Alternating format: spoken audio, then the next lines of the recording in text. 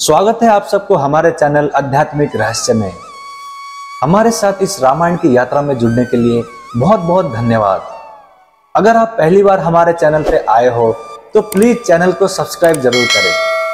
तो चलिए शुरू करते हैं। बालकांड 16वां सर्ग।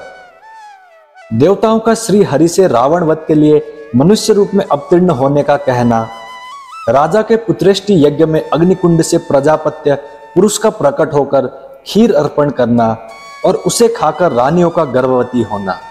तदंतर उन श्रेष्ठ देवताओं द्वारा इस प्रकार रावण वध के लिए नियुक्त होने पर सर्वव्यापी नारायण ने रावण वध के उपाय को जानते हुए भी देवताओं से ये मधुर वचन कहा।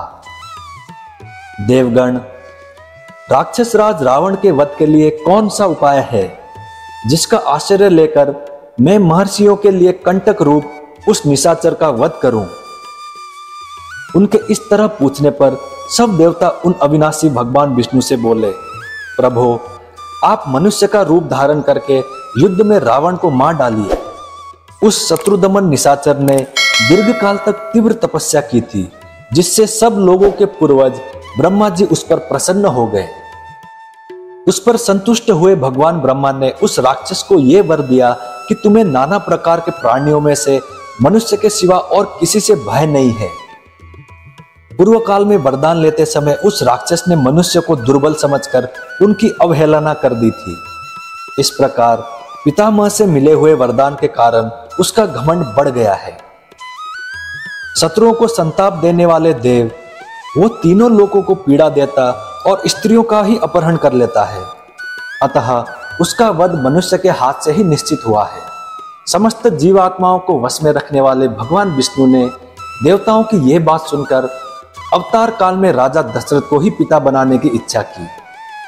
उसी समय वे शत्रुसूदन महतेजस्वी नरेश पुत्रहीन होने के कारण पुत्र प्राप्ति की इच्छा से पुत्रेष्टि यज्ञ कर रहे थे।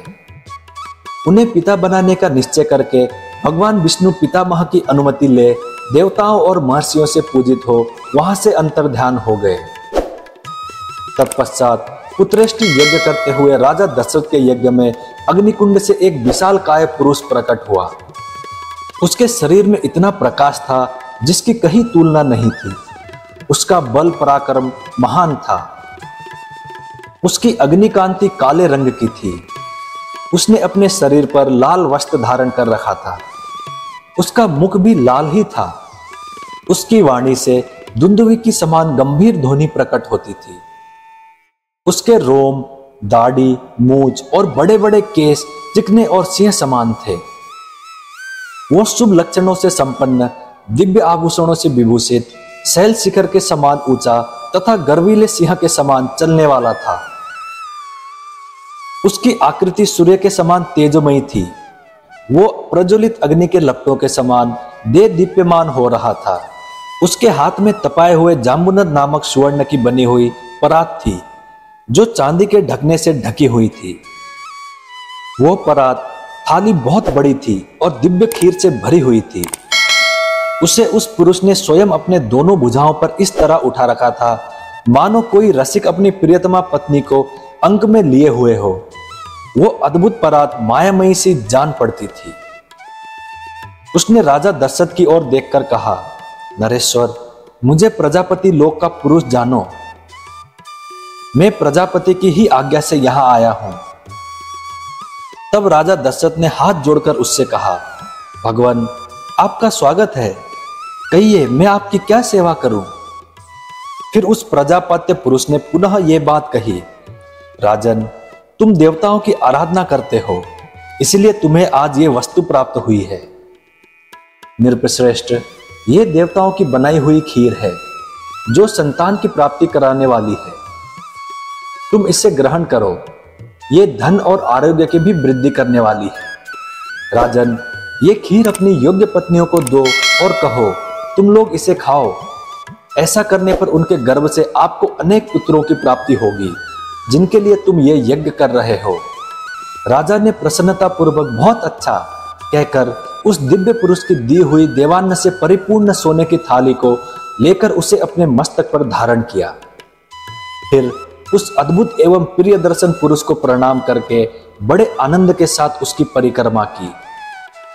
इस प्रकार देवताओं की बनाई हुई उस खीर को पाकर राजा दशरथ बहुत प्रसन्न हुए, मानो निर्धन को धन मिल गया हो।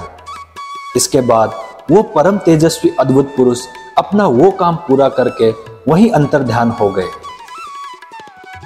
उस समय राजा के अंतःपुर की स्त्रियां हर्षोल्लास से बड़ी हुई कांतिमय किरणों से प्रकाशित हो ठीक उसी तरह शोभा पाने लगी जैसे शरत काल की नयनाभिराम चंद्रमा की रम्य रश्मियों से उद्भासित होने वाला आकाश सुशोभित होता है।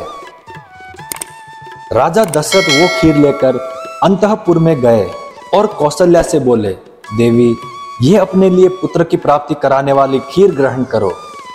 ऐसा कहकर नरेश ने उस समय उस खीर का आधा भाग महारानी कौशल्या को दे दिया। फिर बचे हुए आधे का आधा भाग रानी सुमित्रा को अर्पण किया।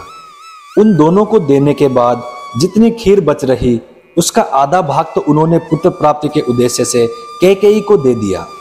तत्पश्चात उस खीर का जो अवशिष्ट आधा भाग था उस अमृतोपम भाग को महाबुद्धिमान नरेश ने कुछ सोच विचार कर पुनः सुमित्रा को ही अर्पित कर दिया।